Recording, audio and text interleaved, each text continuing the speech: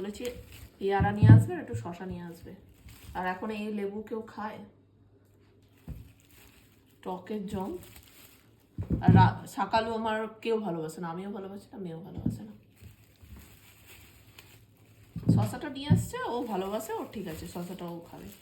পেয়ারাটা সোনু ভালোবাসে।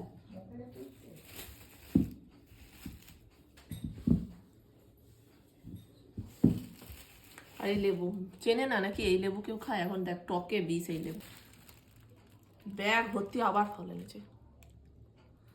মাথাটা মনে হয় খারাপ হয়ে গেছে। মাছের কেস করলো, মাছ একবারে বলেছি ধরে আনতে, বেঁধে নিয়ে চলে এসছে। এবার ফল আনতে বলেছি, দেখ ফল নিয়ে আসছে। দেখ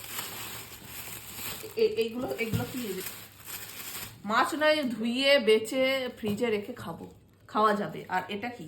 এই ফল কি ফ্রিজে রেখে খাওয়া যায়? ফলের ন্যাচারাল টেস্টটাই পুরো নষ্ট হয়ে যাবে। এটা আবার শশা পেঁয়াজ